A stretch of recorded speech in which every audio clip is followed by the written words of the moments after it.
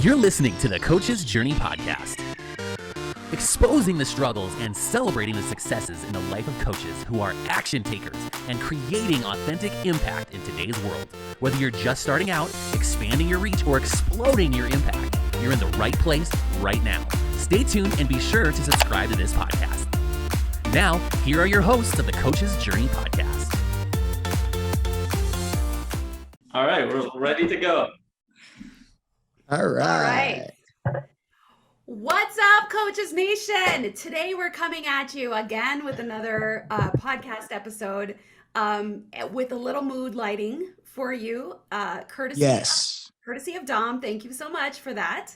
I'm Dr. Sherry Fluellen with our co-host Faisal Insan, and we have an amazing guest that you will not want to miss because chances are you're going to laugh today a little or a lot just because he's so funny looking. Oh, nice. Thanks. And I'm leaving. Thank you. This was great. All right. So Dominic Syracuse is going to be with us today. He's got a really interesting background that you don't want to miss. And the value, at the very least, the value today for the coaches that are listening is going to be how can you use your superpower, the gift that you may have had your entire life that annoyed your teachers growing up and annoy your family. How can you actually use that as a superpower to help and improve the lives of others? And now if that doesn't intrigue you, I don't know what will. So before we jump into that, let's spend a few minutes talking about wins that we've had this week. And our special guest with the mood lighting, why don't you start? Sure. So I've had an absolutely I've had a wonderful past week, a wonderful, super busy week. I spent the last week guest lecturing at the local college in town, and I ended up guest lecturing in 8 different classes in psychology, theater, criminal justice, a class called Pathways and Leadership Studies. And I also got to do 2 stand-up shows at the college as well. So it was a very super busy week, but super rewarding and impactful week as well. I had a great time. That's awesome. Yay, that's exciting. And for those of you listening, you're like, what do all those things have in common? Criminal justice and leadership? Stay tuned. Yeah, right. I would guess it has Dom in common, something. Yeah. Yes. That's really cool. I'll share when, for me, I think just this, I've been on this journey of collaboration with so many coaches and a few communities. And for me, that's exciting. I don't know why it pumps me up, but I find myself every day in some kind of collaboration conversation with some community or coach or influencer. And I'm excited about that path. I don't know what it's bringing, but it's really cool. Yay, awesome. That's awesome. And my win is kind of along the same lines as you said, both of you actually. I'm done trying to live my business and coaching journey by myself. And so yesterday was really cool. I had an opportunity to be on a Zoom call with 5 other folks, one of who is the founder of a $40 million publicly traded company. Another 2 were related to a large real estate kind of education coaching platform that have worked with over 150,000 women. And so to be able to be on that Zoom call, kind of maybe strategizing about how the future could look and some collaborations was totally amazing because I believe if I'm the smartest, the wealthiest, and the most successful person in the room, I am in the wrong room. So not best dressed, maybe I'm okay being the best dressed, but so it was amazing being able to share the space with some really people that are doing some amazing things. And so that was my win. Awesome. Great, Sherry. That is exciting stuff. That is. Yeah. All right, Faisal, can you share with us about the Coaching Mastery community? Who is our sponsor for this podcast?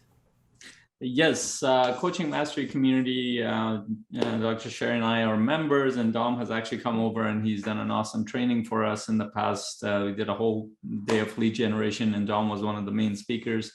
Got this. Yes! Oh, there you go. Right for here. those who are watching on video, he's got our gift. Which is the Coaching Mastery Community amazing campfire cup that can go in the microwave. And I'll tell you how special you are, Dom, because I haven't gotten that cup yet. I'm still waiting on that one. But we Coaching Mastery Community is a community of coaches who come together to hone in their skills. We support coaches to develop and amplify their skill sets as coaches, and also help them build their business to move to the next level. Whether you're starting out or beginning to grow your business, this is a community for you. And we share perspectives, we coach each other, we give feedback, we go through business stuff. One of the business trainings that actually Dom did for us on lead generation, how to attract the right people. I believe his platform was YouTube. But we're always bringing in speakers and trainers as well on the business end to help us, as well as having conversations around that too. So yeah, that is Coaching Mastery Community. One of the most important pieces though in the whole thing is just the supportive community, because if you're a coach and you're sitting in your corner in your little office after you've attended a bunch of events, you're probably feeling a little bit alone, probably feeling like, holy shit, this stuff is a little bit more challenging than I thought. Then you need a community around you, because it makes it a lot easier. Yeah. And don't forget, we're launching a really cool challenge at the beginning of the year to help you hit your newish coaches, to help them get into 5 figures, just to kind of get over that hurdle in the first 90 days of next year. It's going to be really cool. So check out our website, coachingmasterycommunity.com, for more information. Yes. All right. Awesome. Dom. Hey. All right. So you have done a lot of things in life. You've been a lot of places. Tell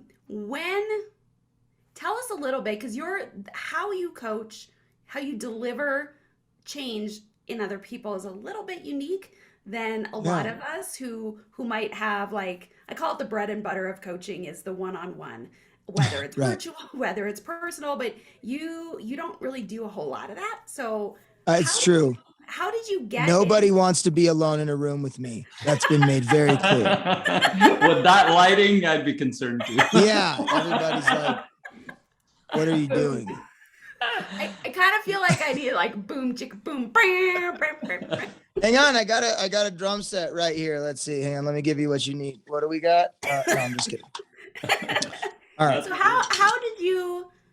what did that look like for you to kind of take who you are, what you were doing, and think, like, how can I have an impact? And I know there's been multiple ways you've had an impact in life. So I'm Sure. gonna keep this question super open-ended, and you can answer that. Yeah. How do you choose? So for those who maybe haven't heard me before, my passion in life has always been performance and acting.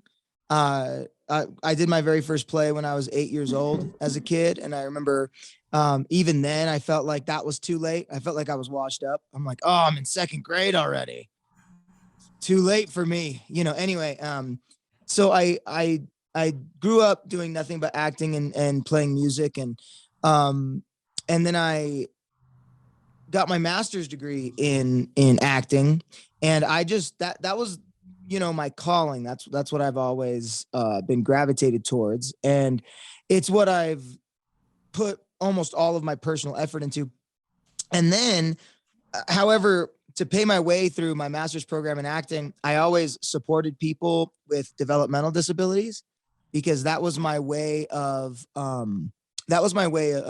giving back, so to speak, because acting can be very solipsistic. It can be very like, look at me, give me attention, me, and and there, whenever I did it, though I was passionate about it and really cared about learning everything I could about the craft, I was left feeling a little empty, like I wasn't giving enough back to people. So I supported people with physical and mental disabilities for about 10 years. through my master's program. And while I was in my master's program, they had something called the outreach program, which went into maximum security prisons and taught acting. And I was like, oh my gosh, this is like a blend of everything that I love to do. And so as soon as I heard they had that program, I was beating down the door of the artistic director. I was like, I would love to be a part of this. I don't care. I'll volunteer. I like, can I please like put me on a waiting list? I need to do this. I need to do this. And it was really funny because he was like, nobody else is interested. You can just have the program. It's yours. And I was like, oh, great. And so that's what I did as I would go into maximum security prisons and teach the basics of acting, stuff that I'd been learning since I was a little kid. And I thought it was just going to be a great way to break the monotony for folks who were in prison, just being in a cell every single day, give them something fun to do, teach them a new craft.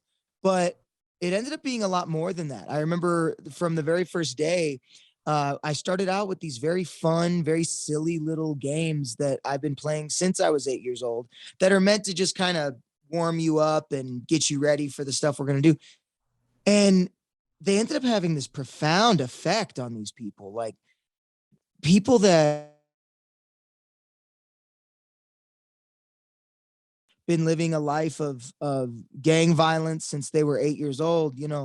I'm seeing them open up and cry and roll around on the floor and laugh. And I mean, it was this almost like when you'd go to, like the church in the Blues Brothers. You remember that when everybody's like dancing around and like doing backflips and stuff? I mean, it was insane. And I'm sitting here thinking, we haven't even got to the work yet. We're just playing the games, but they would come up to me and say things like, wow, while you're here, I forget that I probably wouldn't be here right now. So anyway, that was, it was really great. And then what we'd do is we'd put on one person performances in front of the whole cell block. And we would give everybody a chance to share their story in front of people. And that was always so profound as well, because when they would share their stories, obviously there was fear. I mean, I remember people coming up to me saying things like, listen, you don't get it. There's going to be people out there who've tried to kill me, in here. And I'm not going to sit down and tell them and talk about being vulnerable. I'm not going to get there and tell them about my kids or my past or, stuff like that. But they were brave enough to do it because I'd tell them, all right, well, I mean, I could tell your story, but it's not going to be as powerful if I tell it. And so they'd go, no, I have to tell it. And they'd get up and do it. And then I witnessed those same people who had threatened their life before stand up and say, you know what, I've been through similar experience. And then the two of them would hug and everyone would cry. The people would cry. I would cry. The warden would cry. Everybody would cry. It was just some extremely powerful things I saw. And it's really funny because I try to encourage people to share their stories and they're like, I'm scared. And I'm like, there's no way you were as scared as those people were. Just share your story. I guarantee the risk of you sharing your story is not death. I promise. How, but can I pause you for a sure. second?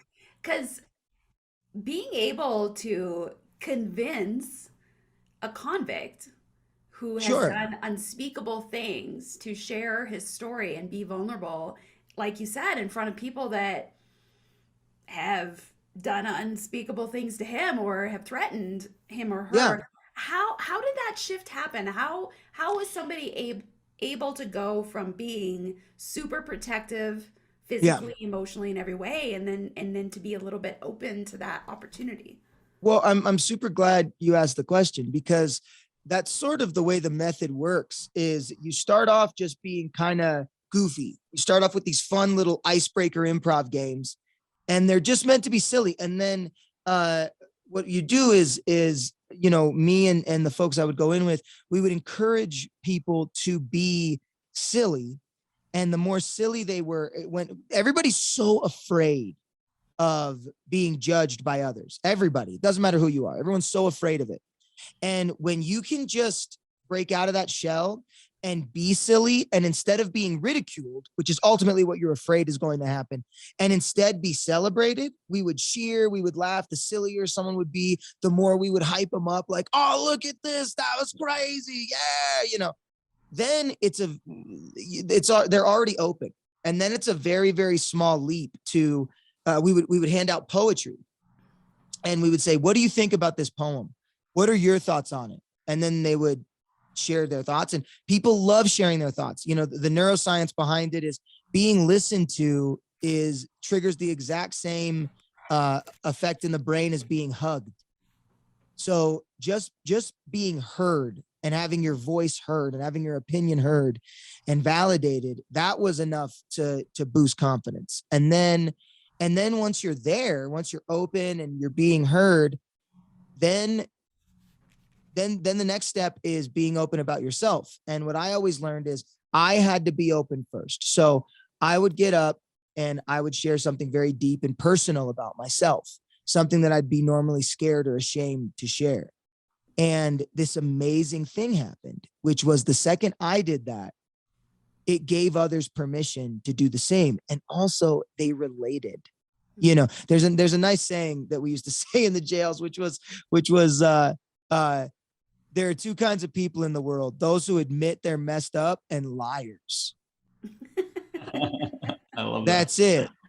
And so anyway, we'd open up, and then they would open up, and we'd turn it into a story. But really, it was always about the humanity. That's the most important part. So for instance, we took the poem by Dylan Thomas.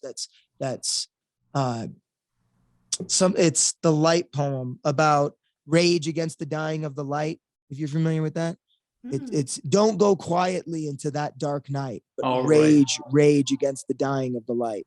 It was in a movie. I heard that. Which movie was that? The famous Interstellar. Movie. I bet Interstellar. It was Interstellar. Yes, one of my favorite movies. So yes, rage against the dying of the light. And we'd ask them. We'd say, what does that mean to not go into this dark night? What does that mean?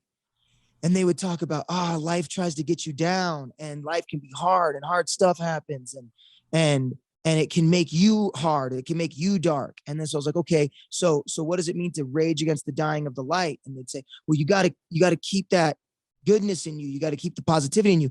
And we'd say, well, what's the light to you? What's the light to you? What is it?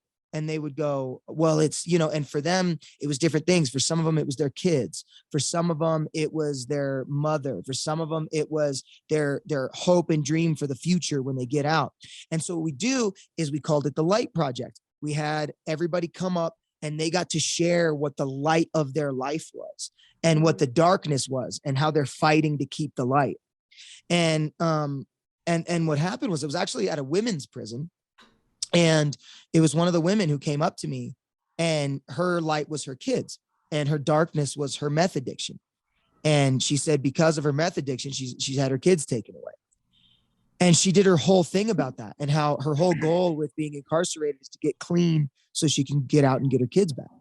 And the thing was we were about to go on stage and perform in front of the whole cell block. And she came up to me and said, listen, it's been great in this class when it's just us and we all trust each other and we all care about each other. But she's like, there's one woman out there specifically who's got it out for me. I mean, she's tried to kill me a few times, and I'm not comfortable sharing this. And that's when I said, okay, well, I can do it for you. I won't say your name. I could just go up and do your piece, but I don't think it's going to be as effective.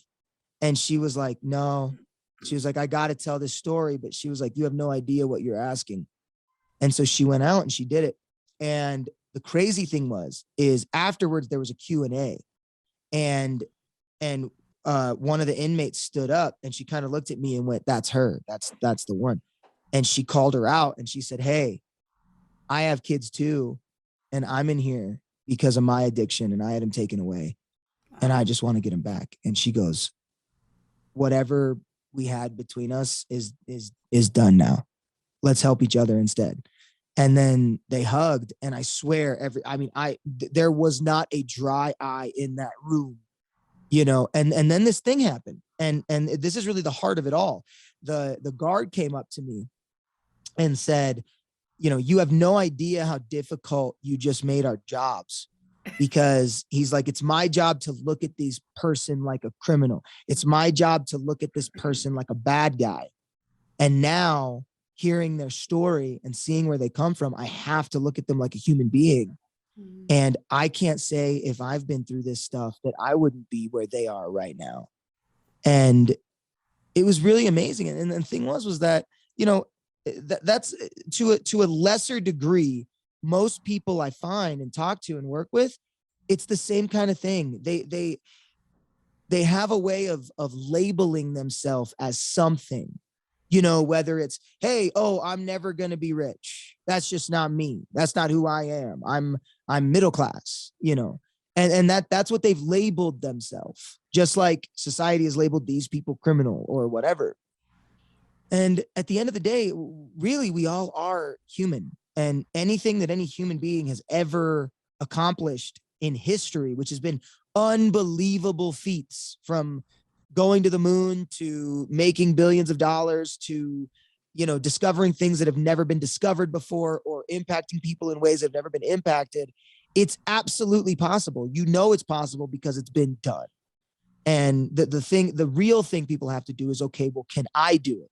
Les Brown has this great saying. He said, the easiest thing I ever did was make $1 million. The hardest thing I ever did was believe I could. And so anyway, that's kind of what I would focus on with people, is just kind of coaching them through it. And to finish my story a bit, how it relates to how I got into coaching businesses and stuff. Before you go sure. there, can I just, because this was really profound.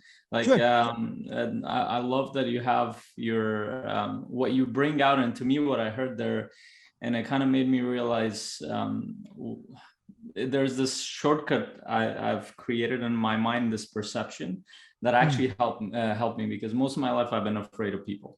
I've been afraid of people because of psychological, physical abuse, all sorts of things. So I had to create these workarounds.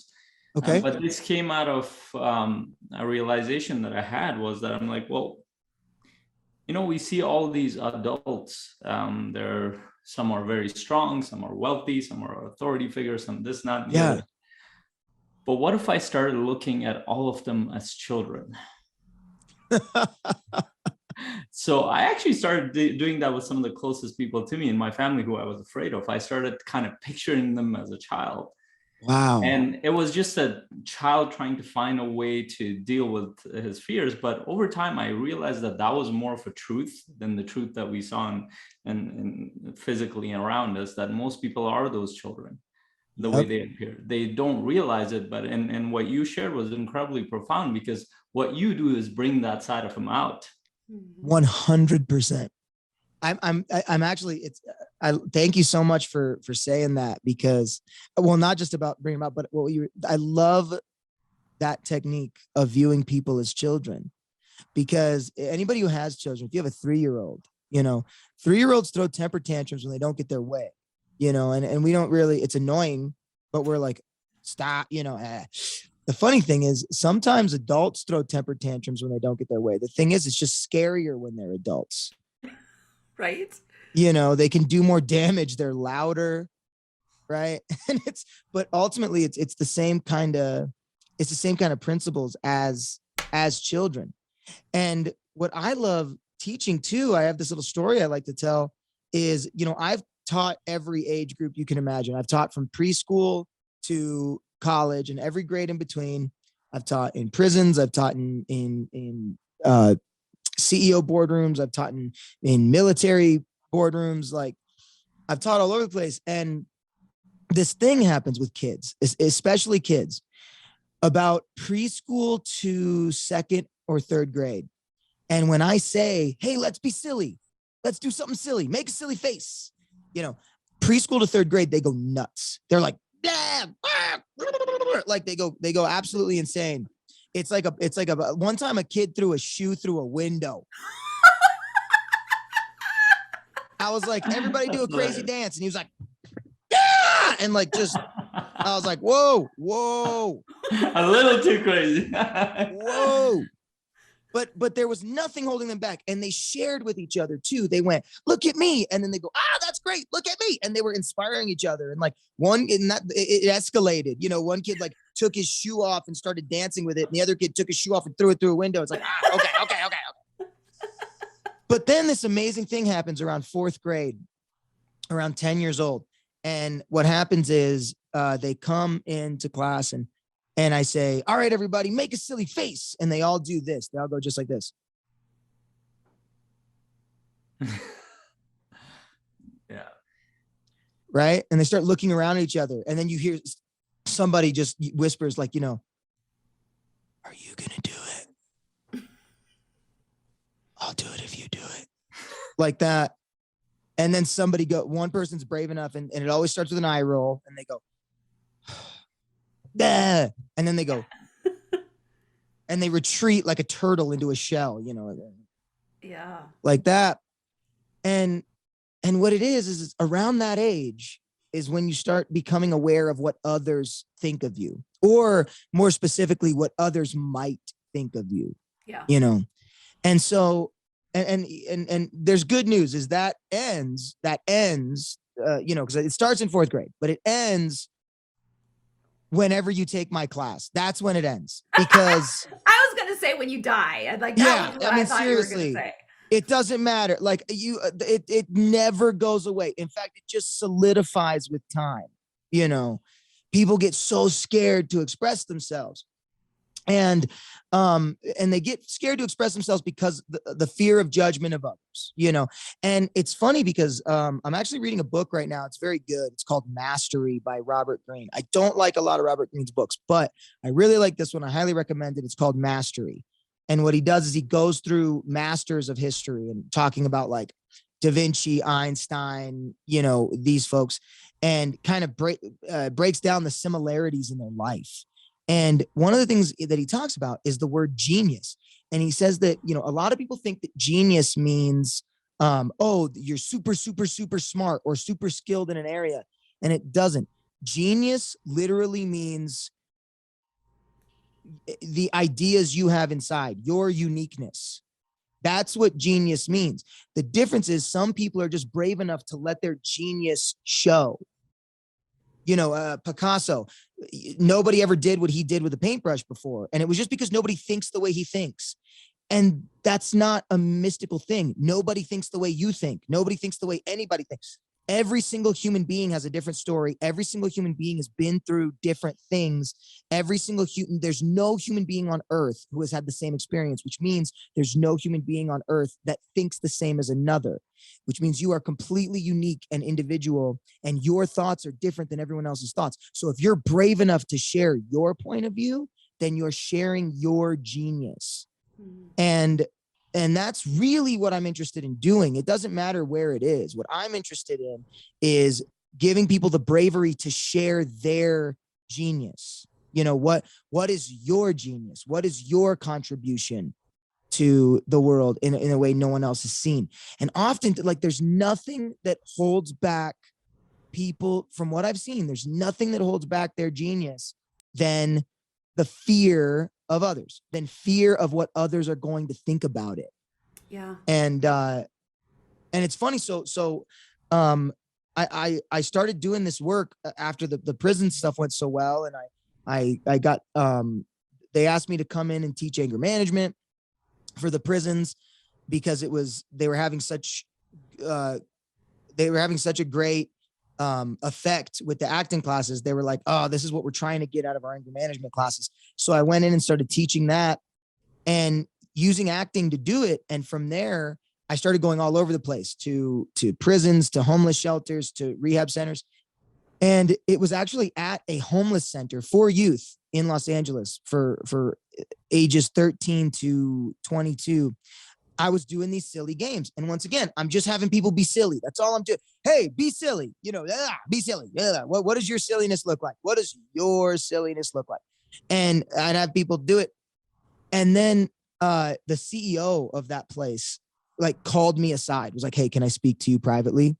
And I swore that she was about to be like, hey, these kids need to learn practical skills. Okay. They need to learn how to apply for jobs. They need to learn how to balance a checkbook. They need to learn how to do practical stuff. You making silly faces is completely useless. Okay. That's what I thought she was going to say.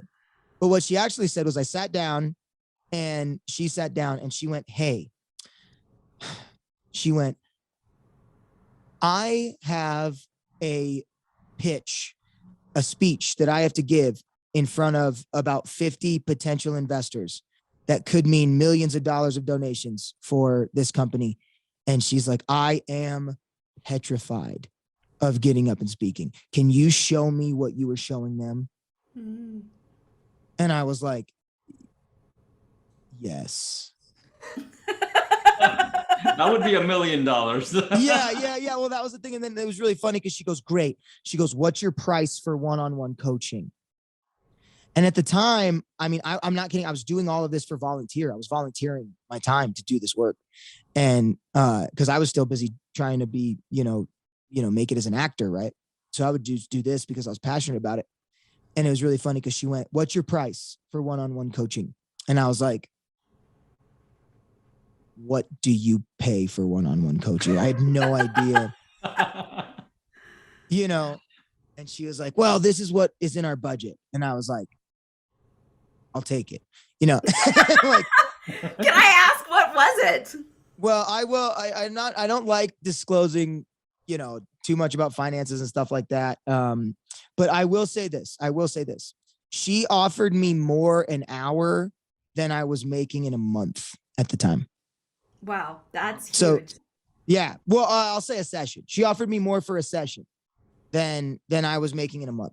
And I was like, yeah, great. Yes, absolutely. And what was it that we were doing? I'll take it. Yeah, exactly. Let's go. Let's be silly. Let's get, but I realized that there was value to this. And then so that branched out. And what's really cool is, so now I go around and I mean, it's insane. I mean, we had to reschedule this podcast, because I had gotten an offer to go to the local animal shelter and do a 6-hour training with reaffirming company values, which is something that's like, oh, okay, sure. But what it all boils down to the very same things. It all boils down to the very same things, which is whenever you work with people, you need to learn how to communicate with people. Mm-hmm. And everybody has a want. Everybody. This is acting 101. The first lesson you'll learn in any acting class is what's called objective. Then you hear actors say this all the time. What's my objective? What's my inspiration here? What is my, in business terms, you like to hear, what's my why? What's my why? Why am I doing this? What's my why? But really what it means is everybody's got a goal. Everybody's got something they'd like to achieve. And then the next step that you learn in any acting class after your objective is your obstacle. What's in your way? What's stopping you? This is literally the formula for every film you've ever seen. Main character has something they're trying to achieve, and there's something in their way stopping them. Mm-hmm. That's every film without question, and we love it. Because if there's no obstacle, it's boring and there's nothing to cheer on. It's like there'd be no film. Right. Lord in marketing, it's like the hero's journey. It's like the hero, the thing they have to overcome, all of that. Absolutely. Exactly. And it's like, think of Lord of the Rings, right? Lord of the Rings, goal, get the ring. That's the whole goal of that movie. If there was no obstacles, that movie would be 6 seconds long. This would be that movie. Get the ring. Got it. End of movie. That's it. But instead, it's 9 hours of obstacles. It's 9 hours of stuff in their way, and they're just trying to get this ring, right? I'm just trying to get the ring. Well, too bad, because now there's trees that throw stuff at you. It's like you never get around it. And you're like, beat the trees. Great. Now there's orcs. Yeah. Orcs. So anyway. you're throwing so many like there's so much to kind of break apart. Sorry. It all applies to coaching, and like I want to direct this to, because what you're sharing is actually very profound in coaching specifically, because one of the things that I've learned is what you're talking about, uniqueness, to me translates to potential, but it's the same thing, is that we're, as coaches, so if we don't believe in the person's humanity or uniqueness or this potential that this person has, I don't care what kind of methods you have, process you have, it doesn't work, because you already have this judgment. And the way I actually explain it to my clients is really cool. Almost all of them like buy this visual, and I'm like, and I tell them, like, let me tell you how you feel. And I literally say, let me tell you this, I'll tell you how you feel. And I'm not supposed to do that as a coach. I don't want to tell people how they feel, but there's one moment that I usually do this at the end of a strategy session as I'm going towards closing. And that's what and it's real. I feel it from, like, what I see is that you're this incredible being. Like, you have this expansive personality. There's so much in you. But I feel like most of your life, you've tried to shove yourself into this tiny little box that you were given.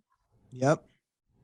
This tiny little box. And you're doing your best to contain it, but there's something within you that keeps wanting to get out. Absolutely. And you can see that they're like, oh my God, you understand more than anybody else in the world. You just gave him a hug neurologically. Yes, that's right.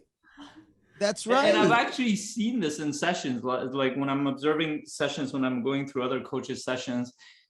And this is a very cool thing. Like, coaches will love this. So we all have judgments in our mind. Our mind is a judgmental mind. Everything that we do, positive or negative, there's a judgment. There's a label that comes up. So I'm talking to you. You're putting me in these little boxes, whether it be based on how I look, how I sound, how I feel, where I am from. Our mind does that. But here's the thing that coaches mess up in. I've seen this, and I've done it to myself. And so the judgment comes, you're listening to a client within a conversation, is like, oh, this person is off his head or off her head. What's right. Yes. What the hell is this person going on? Like, these thoughts are coming up. But here's where, like, the thoughts are not the problem.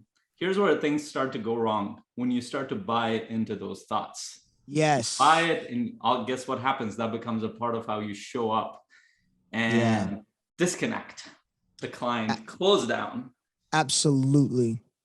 And that's really the point of a coach, I think, is, I've been very, very lucky to have a lot of coaches in my life, and I never labeled them as coaches. I never labeled them as mentors, but that's absolutely what they were, and, one in particular that comes to mind. I mean, I remember I was at a place in my life where I was so neurotic.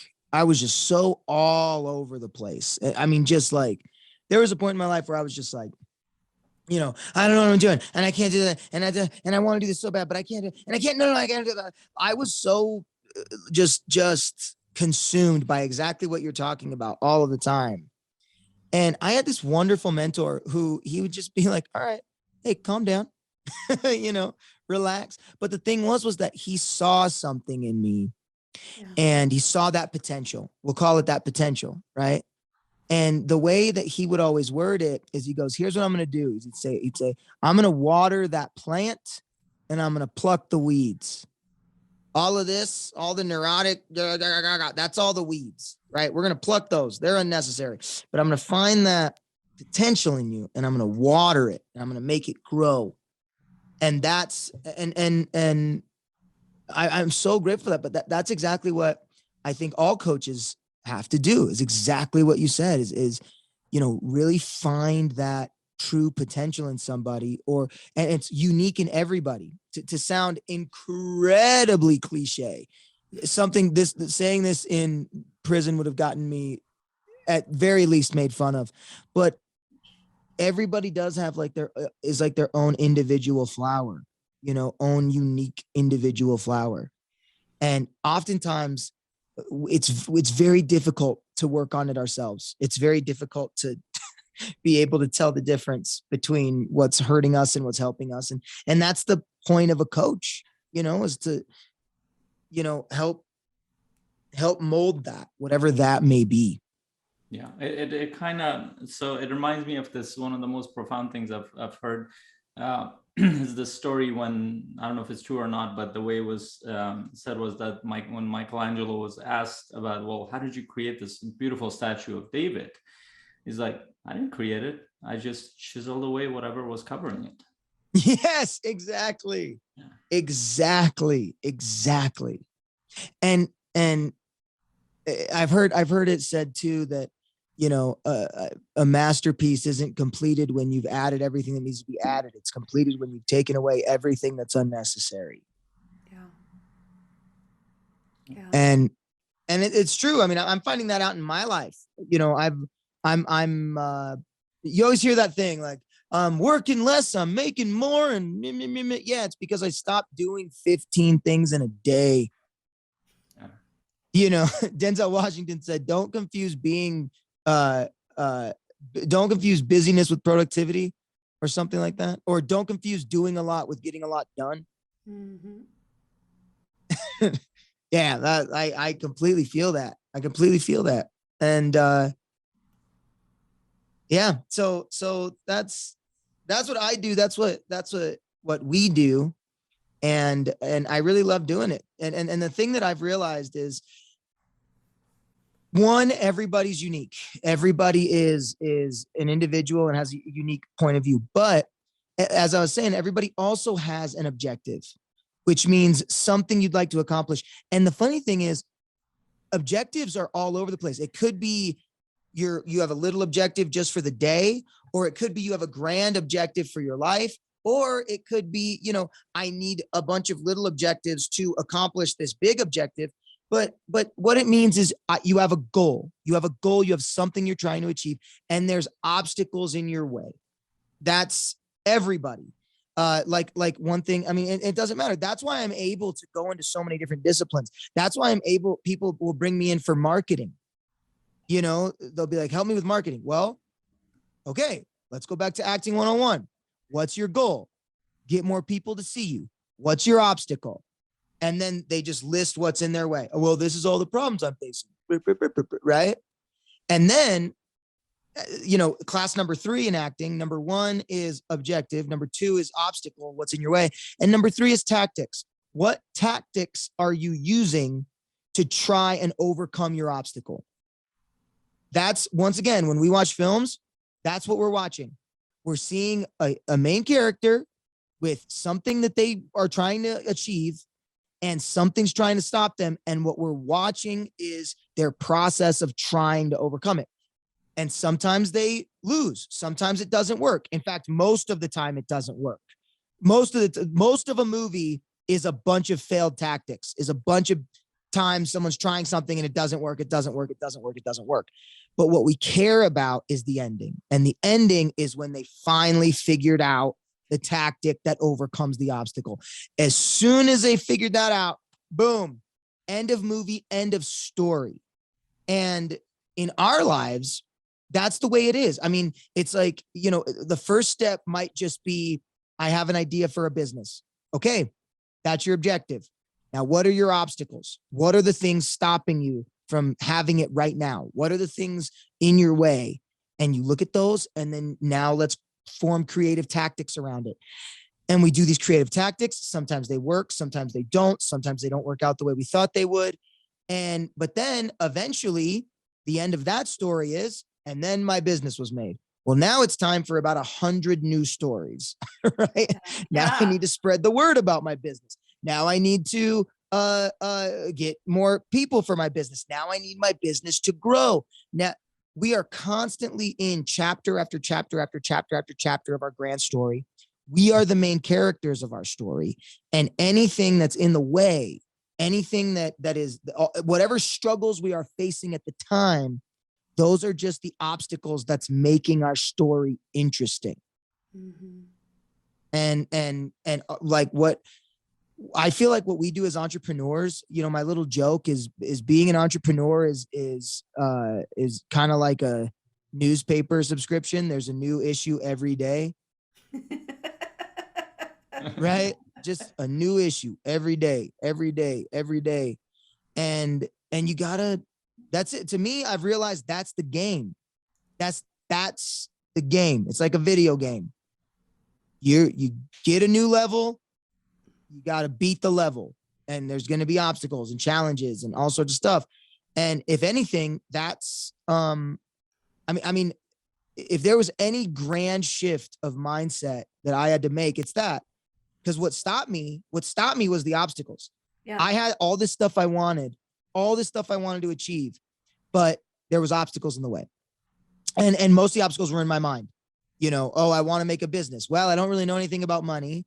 I don't really know anything about finance. I don't really know anything about business. I've never taken a business class in my life. These are all the things that are popping into my head. You know, also like what business do I have teaching people about anything? You know, all I know is acting. I've never been in the business world. I've never, just all these worries, all these obstacles. And then, it's actually funny, you know, if you really write down the obstacles in your way, what I found is about 85% of them are just in your head. About 85% of them disappear just from you doing it. Just like, seriously, like, say it was like with stand-up. When I wanted to do stand-up, I wanted to do it for so long. And I had all these worries stopping me. Oh, what if I bomb? Oh, what if I, what if they don't like me? I don't know. What if I have nothing to say? Like literally just getting up on the stage the first time got rid of 85% of those. Yeah. And then 15 of them were real. I definitely did bomb. I definitely bombed. That was real. My oldest asked me the other day on the way to school, Mom, can somebody do stand-up comedy sitting down? That's a Did you go, no? I said, yes. They use stools all the time. That changes the whole meaning. No. So I want to bring what you're saying kind of back to some of the things that we talked about literally in our wins, because we talked a lot about collaboration. You talked about having the opportunity to serve people, which is collaborating with them because a business is working with you. Faisal talked about the collaboration. I talked a little bit about collaboration, and I think my bias is I think one of the errors that we can get into is feeling like our obstacle is only our obstacle. I am the sole person to figure it out, to build the ladder over it, or to figure out to go around it, or to build when really what I think is more effective, both for outcome, but also keeping some sanity, is being able to collaborate, is being able to work with people to overcome the obstacles. And I think that's one of the pieces of magic with things like masterminds that have become such a big thing. I mean, masterminds, not a new topic. Have been reading Think and Grow Rich, and like was that like in the 20s or 30s? Yeah, it's like 100-year-old book. Yeah. Right. And yet only recently has this idea of really coming together and benefiting from the collective knowledge really, I mean, I feel like it's only really just taken off. And especially when we've been forced to go virtual, and we've kind of, out of, I think, desperation, have had to reach out to people and figure out, how do I maintain some semblance of sanity when I can't physically be around people? But I think that's kind of the benefit of, or the upside of what's happened over the past couple years. Yeah, absolutely. So, yeah, I think that to those coaches listening, like, you don't have to go at it alone, which no, and I would even say don't. I mean, don't. Like, look, you know, it's so funny you say that. It's so funny you say that. To bring like a basketball analogy into it, you know, LeBron James is widely considered the greatest player of our generation. And you look at the stats, his stats are through the roof. He's beaten every player in history in stats alone. But the thing is that, you know, he wasn't, when he was with the Cavaliers, he wasn't winning any titles because he was essentially a one-man team. There were jokes about how, like, the only job of the rest of the players was to, like, get LeBron his takeout, like, you know, like, cause he was doing everything. But then the Warriors would beat him consistently in the playoffs all the time, because while they didn't have one player that was anywhere near as good, they had 5 players that were great and worked together as a team. And they just kind of stomped them all the time. And now to bring that more into what we're talking about, so often when you try to do a lot of this alone, when you try to take it on alone, you could be so good and not get nearly as much done. I mean, as a stand-up comedian, I would say that I am, if I could rank myself in just this area, in the area that I'm in between, you know, Wyoming, Colorado, Utah, from just the stand-ups I've met, I would say that I am maybe the, I don't know, maybe 8th or 9th funniest out of all the stand-ups I know. What I'm saying is I can name at least 8 or 9 that are way funnier than I am, but I'm the only one who makes a living at it. And the reason is because it's more about network with me. It's more about, I built a club. I meet a bunch of people. I have a bunch of people come through my club. I make a lot of friends. I'm especially with comedians. And now I can go anywhere in the country and people know me because I built a club. Hey, let me, you guys want to come to my spot, hang out. I'd love to have you come through, and I pay them and all this stuff. And then when I want to go on the road, I'm like, oh, I could just build a tour around all the people I met. And so I like the way that we used to say it in this place I studied called Steppenwolf. We used to say, instead of survival of the fittest, it's survival of the kindest. Mm-hmm. And the way that they describe it is they say, it doesn't matter how strong you are. You can't lift up 1,000-pound table by yourself. You can't do it. It doesn't matter how strong you are, but the more people you get to help you, the easier it is. And when you have a whole community, you could lift up that table with a single finger. It's nothing. That's the whole premise behind crowd surfing. Yeah, that is the whole premise behind crowd surfing. Oh, man. And I'm telling you, when you're my size, it becomes human throwing. So I have partaken in involuntary human flight. This is really cool because it like almost everything that we think about the world around us is based on narratives. What kind of narratives we've bought into. And I'll be the first one to admit, and that's one of the reasons why we created Coaching Mastery Community, why I do everything in collaboration, because I had to experience the alone part. I bought into the narrative, but the narrative is very, like, it's very subtle. Like you wouldn't think that this would affect you. But most of my life, I watched people who look like they built themselves up. And you hear that the stories in the movies. And then you watch people on stage standing up there alone. I'm like, if they can do it, I can do it. So then I go on this unnecessary struggle to go towards this. And I'm like trying to and then after a couple of years, you realize, that was a lie. That was a different narrative. I've just bought into 100%. It. When you watch these people, they have hundreds of people supporting them in the background. And then I got to see this in action. Like I had the advantage of being part of this influencer's whole team, and I got to go to the background of it. Like look at who are the people working on everything, from lighting to camera to how they've set up the event, to all the work that has gone in to bring them here. Now, there's no way this person could have done any of this stuff on his own. He looks like he's alone up there, but that's not the case. And what's so important too is I realize this, when you try to do everything on your own, when you try to do it all on your own, you actually sacrifice quality, because here's the thing, like it's our goals to be coach, right? That's our objective, is to be coaches. Okay. Well, you know what? Let's say we land a big thing. We're speaking in front of 1,000 people. Okay. Well, there's someone else out there whose objective is to be an amazing camera person. Like that's their objective in life, is to be an amazing camera person. So here's the thing. I could set up my own camera and I could like, try to do it myself and try to make it look good or whatever. Or I could find the person whose objective is to be an amazing camera person and have them film it. And then my video is going to look 10 times better than it would have if I did it myself.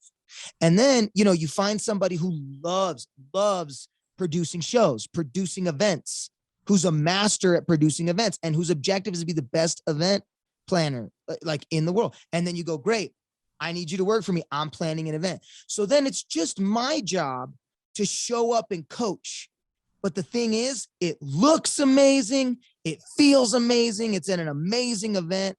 And it's because it's so much of what we're talking about, networking, is finding folks, figuring out what their objectives are. We are all leading our own story. We are all the main character in our own story. We all have our own objectives and our own obstacles. Other people are the leads of their story. They have their own objectives. They have their own obstacles. And when you can align those things, when you can go, oh, this is what I'm working for, and this is what you're working for, let's work for it together. Let's work together. Let's make this happen together. Then that's when you start building a community. That's when you start really networking. And I'll tell you what I teach people as far as like a way to increase your income and all sorts of stuff. One reason people hate marketing and one reason people hate any kind of sales is that they feel like it's very disingenuous and they feel like they're being pushy or manipulative to try to get money or something like that. And it's like, yeah, okay, we need to completely switch the way you're thinking to, you have a need, right? As in your objective. My objective is to be a coach, is to help people, is to bring out the best in people. And then there are others who have an objective as well. Like right now, right after this, I'm going, to talk with a bunch of insurance agents, and the insurance agents have goals. Their goal is to get more clients, to sell more, to have a bigger book of business, right? Okay. So the question is, how can I achieve my goal by helping you achieve your objective, right? So how can I use my skills and my expertise and what I'm trying to do to help you fulfill what you're trying to do? And if you can do that, if you help people achieve their goals, if you help them overcome their obstacles, then they're willing to go, oh, great, I will give you as much money as you ask for, because it's going to mean I'm going to enhance my money as well. Yeah. Right.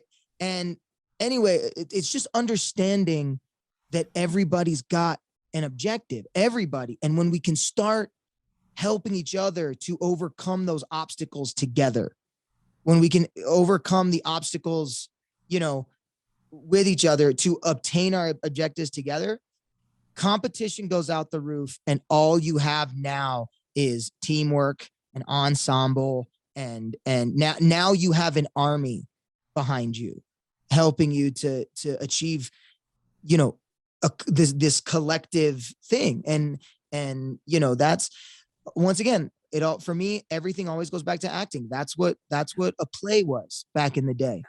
It was a bunch of people just coming together to put on a show.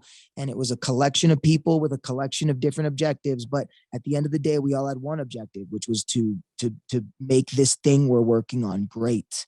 Yeah. And yeah. And there's nothing that kills that more than one person or multiple people only trying to serve themselves. It'll kill it. It'll kill it all. I feel like we should have sound effects, Faisal, and I feel like right now it would be. Oh, like, hang on. What sound effect do you want? Go ahead. Southern Baptist hallelujahs in a church service. You got that? Close. Let's see. Well, I normally do this as sound effect with my jokes. There you go. Or there sometimes, no. Yeah, there's that one. Love it. So the crowd liked it too. Okay, sorry. All of this stuff that we're going over, I think, is so critically important for coaches. And as you were talking about even before you related it to sales and marketing, that's exactly where my mind went as well. I'm like, good sales is simply helping the other person understand that you can help them achieve their objective around the obstacle. Like that's it. That's it. simple. That it's not hard, can be hard, but it can be simple. It's simple, not easy. Correct. Simple, not easy. Now, Dom, you have got, like you said, you've got another place that you need to be. I do. Shortly. We have 4 questions that we always ask of our guests. But before we jump into those, Faisal, did you have any last questions or comments that you wanted to bring? Yeah, I just to throw out like the idea of this objective and obstacle, like this is a theme in philosophy, this is a theme in history, this is a theme in everywhere when it comes to human beings. So it's not just we're talking about this. And in coaching specifically, so the language we use, for example, in high performance coaching, we talk about it in terms of ambition. Well, how are you tapping into this person's ambition? And Rich Litvin talks about this, that what you need to do is find your client's secret dreams. You can, but I love secret dream even more than the ambition, because a lot of times people don't even admit deep down what they want. And if you can find that, if you can help them uncover that, because they, like Dominic was talking about it, we create obstacles for ourselves. We tell ourselves that it's not possible. Oh, that can't be it. That's too impractical, blah, blah, blah, blah, blah. If you can find that for them, you're the person that your clients need more than anybody else, and getting them connect them to their potential. But yeah, I just wanted to share that. We can go towards wrapping this up too. Yeah, help them find their inner flower. Flower. You gotta be careful with that. I immediately don't like that analogy right as I use it. There's too much. Don't share it among a bunch of men who are exactly. You physically can't, violent. it's gonna be so bad. Anyway. Okay. Yeah. Yeah. I was gonna. You know what? I'm not gonna say it. Okay. Yeah. So, Dom, what is one of the most influential books in your coaching journey? Oh, that's a great question. Oh my gosh. Ugh. I mean, I read all the time.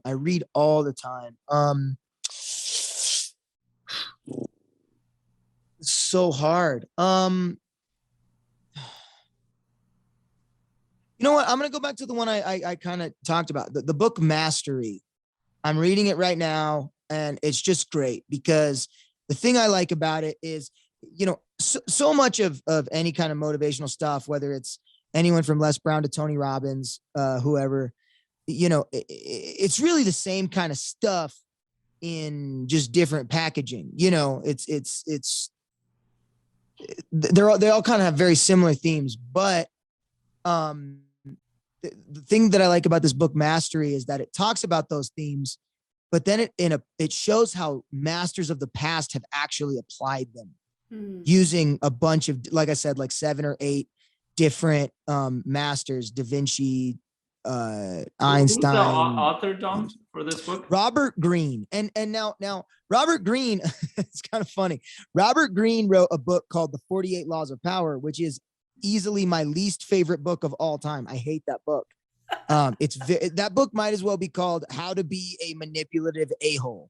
But then he came out with this book Mastery, and my friend recommended it to me, and I started reading it, and I was like, okay, this is really cool.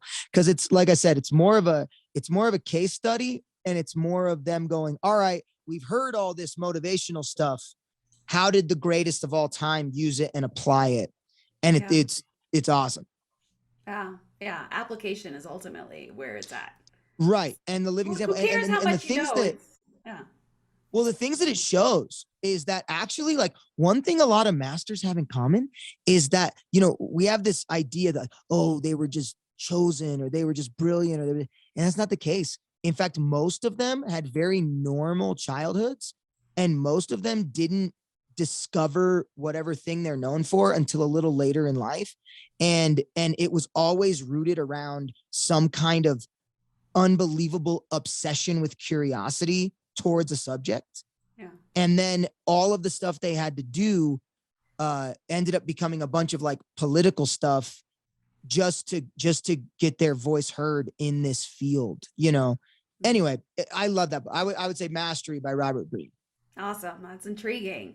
I've got a 14-hour trip on Friday for the holidays, so I am looking It's a for it. It's a 16-hour book. So Oh, dang it. I'm gonna have to take longer lunch breaks to get it all in during the drive. Dom, what are some of your hobbies and what do you kind of do on your off time? this, can you see it? I play music. And then, you know, I don't like considering it a hobby, but I try to, I very much try to prioritize my family time, you know. Yeah. Between my girlfriend and I, we got 3 boys. And so, you know, and they just want to play all of the time. They just want to be engaged all of the time. So making sure that I dedicate time to, you know, for card games and trampoline park sessions and things like that.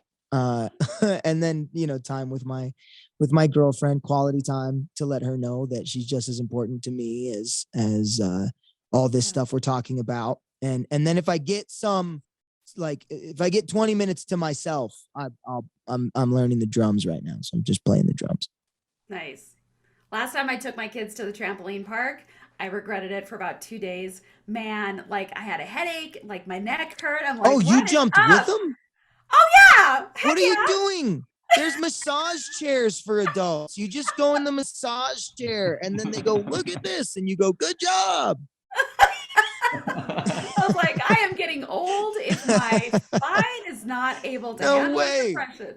No way. They get sweaty. I get massaged and drink slushies. Dom, what do you think separates successful coaches from those that give up and fail or just really never even get started? It's a thing that I preach about to literally everybody. Doesn't matter what you are, doesn't matter what field, acting, coaching, whatever. Seriously, it doesn't matter. You have to understand that failure is part of the game. You have to understand that. The reason most people give up is they're either afraid of failure or they failed. That's seriously, those are the 2 reasons. Most people don't even jump in because they're afraid of failure. And then those that do jump in do and fail and go, I suck. And they give up. Understanding that failure is part of the process, as in you try something. Once again, you have your objective, you have those things in your way, and then you have tactics. And those tactics are just trying something. I'm going to try this. And it's not going to work. Like it might not work. And if it doesn't work, then good. Then that means you figured out what doesn't work. Now back to the drawing board. Now let's try to figure out what does work.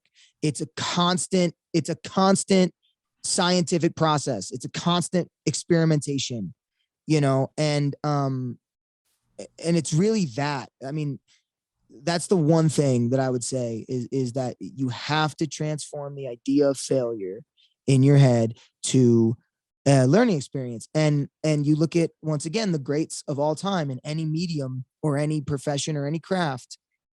It's when somebody fails, when someone doesn't do well, it's you have 2 choices. You can either go, I'm no good at this. I don't like this pain. I don't want to feel this pain. I quit. Or, I hate this pain. I don't like this pain. I don't want to feel it anymore.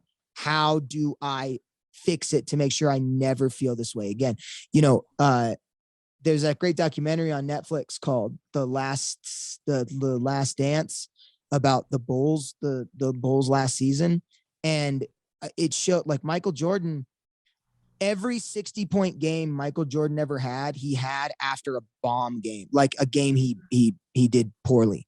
So he would have a poor game and it would eat at him. And he would go into this insane mode of, I'm not letting this happen again. And then do like 3 60-point games in a row. But the fuel was the failure, so to speak. Yeah, wow, that's powerful. Dom, last question. Where do you feel like the field of coaching is headed? Oh man, it's like that line from Inglorious Bastards, Brad Pitt, where he's like, business is booming. Because listen, the internet has changed everything. Social media has changed everything. Instagram, Facebook, YouTube, TikTok, it's changed everything. And we are living in the age of the digital self-made entrepreneur. It is possible to make 6 figures from your basement in a room with your cell phone. Hence my room and my mood lighting. It is possible. And so many people are doing it in a million different fields, It doesn't matter whatever you're interested in. There are people making 6 figures a year opening boxes on the internet. I know. My son is all about, hey, mom, I'm going to video myself doing this game on my Nintendo Switch because I'm good at this level. I'm going to video it. I'm going to put it on YouTube and I'm going to make money. That's it, right? There you go. And you know what? You probably are. And the thing is that so many people are doing it, which means, there's a ton of people going out there and trying to make it happen. And there's a ton of need. There's a ton of need for coaching. There's a ton of need for people who are going to need to, now that all this is open, I mean, there is really absolutely zero excuse to live your dream right now.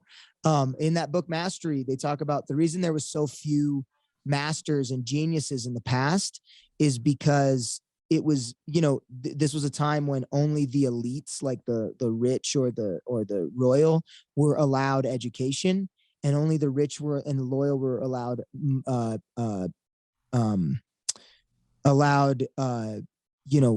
money and a way to reach people. Yeah. And now listen, anything you want to know is on the internet right now. You could look it up. Anything you want to know.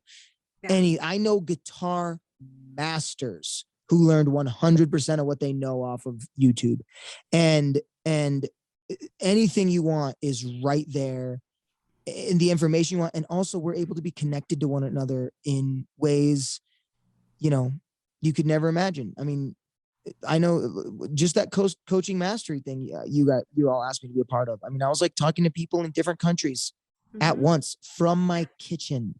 Yeah. So the possibilities are endless. The need is endless. And I just see business going. There's no shortage. Yeah. Awesome. Well, thank you so much, Dom, for your time and your energy. Where can people find you online? Oh, yes. Jump onto YouTube. Best place to find me is YouTube. Dominic Syracuse, just my name, DOMINIC SYRACUSE. Like and subscribe to my YouTube channel. As of right now, the YouTube channel has been mainly a bunch of stand-up videos and some funny sketches and stuff like that. But I've built a whole plan for 2022 where I'm going to start doing coaching from my YouTube channel. So I'm going to be doing these lessons and cognitive behavioral theater, which is the name of my business. I'm going to be doing cognitive behavioral theater stuff on YouTube all of the time. So check that out. Yeah. It's going to be really cool and fun. And lots of updates to come. I'm looking at filming a new stand-up special soon. Potentially releasing a book soon. So and there'll be a bunch of updates on that, all from my YouTube channel. So that's the hub. Awesome. And coming from the 8th funniest guy in all of Colorado, Wyoming, and Utah, one of my favorite stand-up that you can see on YouTube is when Dom accidentally went on a gay date. Yes, that's the most popular video of mine. If you want to check out. Yeah, or if you want to hear about his first skydiving. Yes, that's another one. That is pretty funny as well. So very fun. Yeah, the one that everyone likes the most is my accidental gay date. That was That was a lot of fun. I'm laughing about it, just thinking about it. All right. It was top three dates I've ever been on in my life. Actually, it was wonderful. Top or bottom? Top, definitely top. Oh, he treated me great. All right. Hope you guys enjoyed this session. Dom our conversation today was so relevant to coaches, both to how we deliver and work with our clients. I think there were some good nuggets in there about, and reminders about how we can lead the way in vulnerability and how we can encourage our clients to be vulnerable, because that is going to be part of the process of their personal transformation and, or business transformation or whatever kind of transformation. And then just the perseverance and, and whatever you're doing as a coach, whatever you're trying, don't give up. Keep on. That's right. That's right. Yeah. Awesome. Well, thank you guys so much for watching or listening. Sherry, thank you so much for inviting me and being patient with me and everything. This was an absolute pleasure.